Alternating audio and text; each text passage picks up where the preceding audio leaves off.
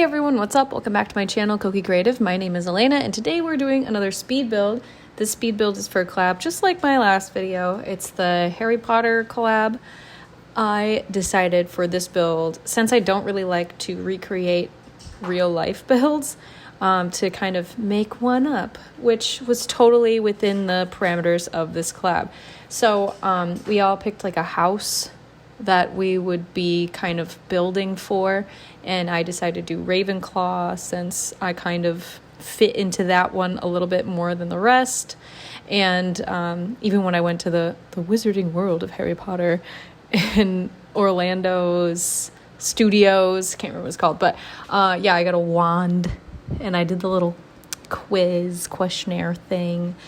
Yeah, that wand is not with me right now. It's actually in storage, but I was like adamant in getting one for some reason.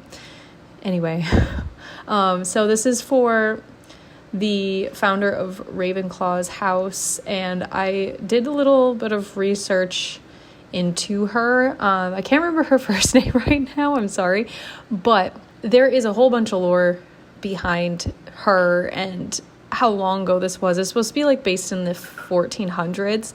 So when building this, I tried to give it like a really old feel, but this build is supposed to be kind of what it looks like today. I didn't add a lot of technology, but I did include like a speaker, something that I feel like this house would be more on display, or maybe someone in the family would live here.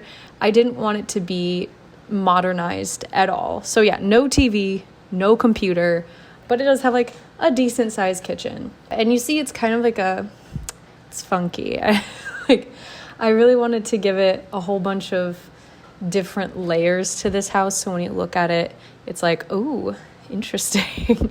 And surprisingly, this house took me less than 5 hours to build, right around 4 hours, and I have no idea how I did it. I think it was like pure determination, because the collab was due the next day and I hadn't even started. That tends to make me a fast builder when I absolutely need to get it done. So yeah, I did it in 2 sittings, which I always like houses that I do really quickly and that I don't really work on, because I feel like I can get really invested in this one build instead of like going back and forth. I have so many builds that I go back and forth on. I did a modern house recently that, of course, I did not record it because I have been working on it for like a year. I just kept going back to it and then do like a little section at a time. But this one I was like, I gotta get this whole thing done. And I did, so yay. And they're a lot easier to edit, like the speed builds for that, so that's why I did it. Also, did not take me long to roof this. I was a little bit scared because of how odd the layout is, and it took me like, it was actually quite easy. I am still a little bit sick right now. COVID ended up giving me bronchitis, and if you've ever had bronchitis before, you know that it just like latches onto you. It really sucks for the first week, and then the next couple of weeks, just like, ugh. But it's the daytime right now, so my cough isn't that bad, which is fantastic. So with this collab, we also all were building in Windenburg. I keep building Windenburg houses. Like, this is my 3rd one this month, and another Tudor house. So anyone that's looking at my houses in the gallery are probably like, wow, she's really working on them Windenburg houses. Like, yes, I am. I'm kind of in the mood to do something a little bit different after this one, maybe another modern house, because that's fun. That's like completely opposite of a Tudor house, I feel like. With this also, I wanted to give some magical fantasy landscape. I always think like hills and ponds. They're always great for this kind of house. I did a lot of exterior stuff. So the interior, this house looks very big from the exterior. It is 4 stories, but the interior is rather small and a kind of a weird layout. I cut out all the parts where I was making the layout for this, because I mean, just look at it from the outside, it's kind of odd, but I do like that it ended up being 2 beds, 2 baths, because with the woman that I'm building this for, her name starts with an R. Oh my gosh, I should just look this up. Hold on. Okay, her name is Rowena. I hope I'm saying that right. Rowena Ravenclaw. She has a daughter, and so I built a room for her daughter. I believe her daughter dies before her, and it's like a tragic death. Again, I was reading about this so that way I could get the vibe of the house, but there was so much information. I'm like, is this stuff in the book? Did I miss? I mean, I haven't read all the books, okay? I did watch all the movies. I grew up about the same age as the main characters in Harry Potter, and anyone that's kind of in like my generation, you feel like you grew up with them. I do have a little bit of feelings about the author of the book, but I'm not going to get into that. That's not what this is about. Let's just say they're not positive feelings about her right now, but we all know why, okay? We don't need to talk about that because I feel like Harry Potter has grown into something beyond what the author had originally meant for it to be. I mean, I'm sure anyone that creates a story hopes that they can make something that's as popular as something like Harry Potter, but I am just I'm just focusing on my experiences with Harry Potter and the world around it. I grew up with it. Before the movies came out, my dad used to read me a chapter a night of the books, and those were good memories. I really liked him reading to me. I enjoyed that, especially I'm like dyslexic. I'm not like dyslexic. I am dyslexic, so it is hard for me to sometimes sit down and read a story, especially when I was younger. I can read better now.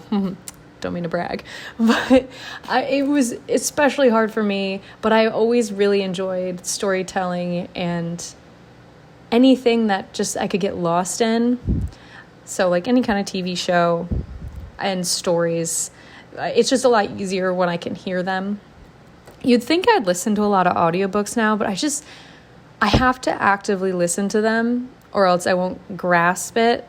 I can't just like idly work on something and then listen to an audiobook. Maybe I could. I don't know. Maybe I should try because I do listen to a lot of podcasts while I build. I do listen to Stassi's podcast or Sim's podcast, but I also listen to a lot of scary true crime podcasts.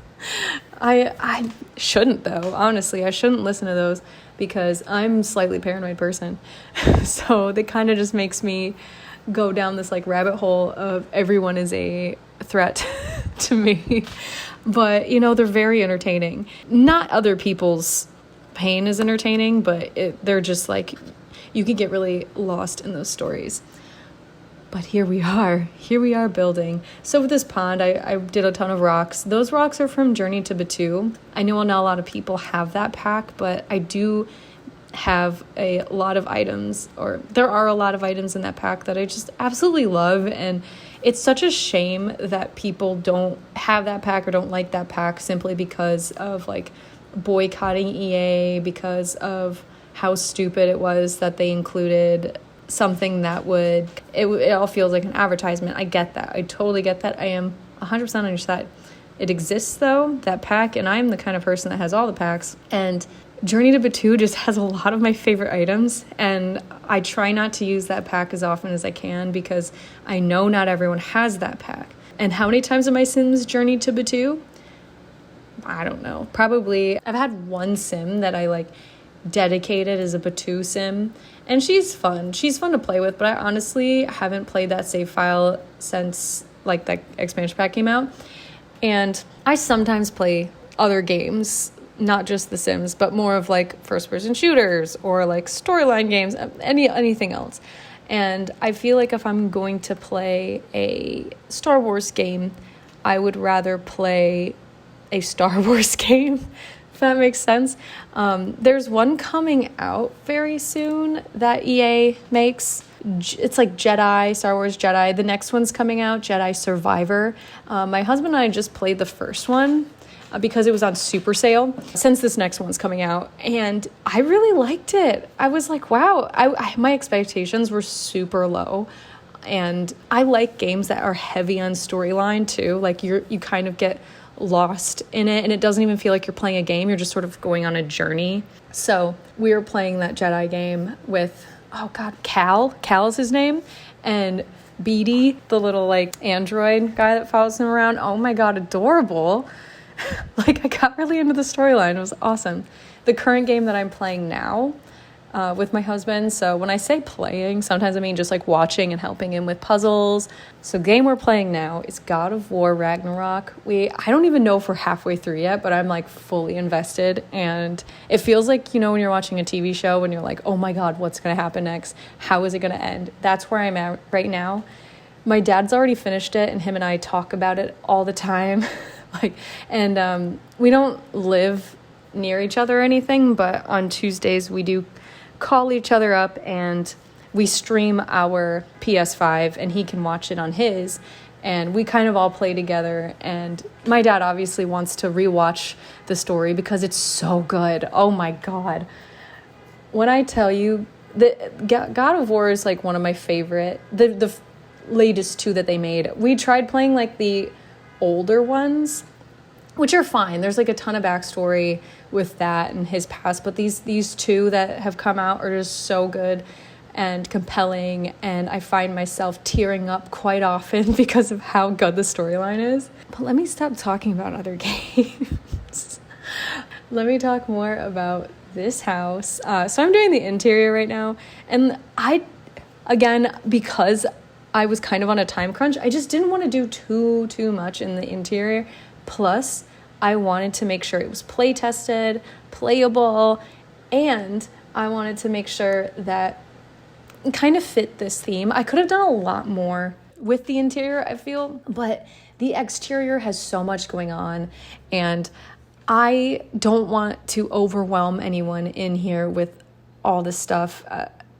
If I had more time, I think I would have made it a little bit more mystical on the inside, but I really feel like this is more of what this house would look like, especially since it could be more of a museum now, or someone might live in it. I don't know, but this is kind of the amount that I wanted to do. The new bathroom clutter kit also came out when I was building this, and I was definitely excited to use some of those new items since this was my first time actually using most of them, which was really fun. I'm really glad I got to do it. On the downstairs bathroom, I ended up having to change out around that layout because there was some sort of weird glitch, and I don't know if it's because the build was on an angle or something, because that room's on an angle, but my sim could not get in the bathtub. She could not use the toilet, and she couldn't use the sink, so I had to move it around. So if you download this house and you notice that the downstairs bathroom layout is kind of weird, it works. Like, that is, I was getting so mad while playtesting this because usually bathrooms are pretty simple. I don't usually have issues with the bathrooms. Usually it's the bedroom, making sure Sims can get on either side of the bed, or like the living room, getting around. But no, the downstairs bathroom was the only thing that was giving me trouble. And I'm like, can you just work, please? And she wasn't having a thought bubble above her head telling me exactly what item was causing the issue. It was just like the footprints with like an X, and I'm like, can you give me a hint as to why this doesn't work? Because I kept moving it around. So instead, now the tub is in the middle of the room, the toilet has to be at an angle in the corner, and the sink might not be usable, but they never use that sink anyway. It's more of just for aesthetics, because she could just go to the sink in the kitchen and use it. Plus, that will prevent her from doing the dishes in the bathroom sink. Hopefully, fingers crossed. But maybe I should do that. Maybe I should just have one sink in the house and it's in the kitchen, so Sims don't do anything else with the bathroom sink, because that is a pet peeve of mine. I know it's kind of like a bug or whatever, and how I feel about bugs that don't actually hurt the game, I don't really mind them. Sometimes I laugh them off. They're a bit annoying, but I always find workarounds, like the toddlers and high chair kind of thing. I always put fruit, vegetables in the toddler's inventory so they could just not eat themselves, but they can feed themselves. So this voiceover is kind of all over the place, and I do apologize about that. I have not been sleeping well over the past couple of weeks, almost a month now, because of just being sick and coughing all the time. I'm again editing out all my coughs, which is so exciting. I don't want to blow anyone's eardrums out with the sound of me hacking up a lung. But I am getting a lot better, which is awesome. And I did sleep okay last night, but I'm just so tired. I have to sleep upright on the couch, or else I just like cough a ton at night, and I've not been sleeping. I'm just tired. And I have a mic, I have a webcam. I was thinking about doing that for today's video, but I got myself all set up and I'm like, you know what? I just want to get this video done. It's been over a week since my last video. I'm just going to use my old method that I have been using the past couple of months, which is using my phone's voice memos and then sending that to myself. So yeah, the quality has not been great. I know that. But for the next video, I will have my webcam up again. I also just look kind of tired today, and I know no one really cares what I look like or whatever, but for my first video back using my webcam, I would like to look semi-decent. I put makeup on last night because we were going to go to this concert, but we ended up not going to the concert because I just started coughing a ton, and I'm like, I really don't want to be that person in the crowd. And it wasn't like loud music, it was an orchestra that we were gonna go see, and I would feel so bad if it was like a nice lovely violin part and I'd be like so I have I've just been all over the place. So we're nearing the end of the video. Yay. This is the fourth story. This is the seance room, which I don't know if they do seances in Harry Potter, I'm not gonna lie, but I just thought this would be a perfect place for a seance room, and I didn't really know what else to put here besides just storage, so I wanted it to be usable. But I do hope you enjoy this video. I hope you enjoyed going on this voiceover journey with me today, because I sure did. Have a great day. If you like this video, give it a thumbs up, leave a comment, let me know what you think. But anyway, I'll see you in the next one. Bye.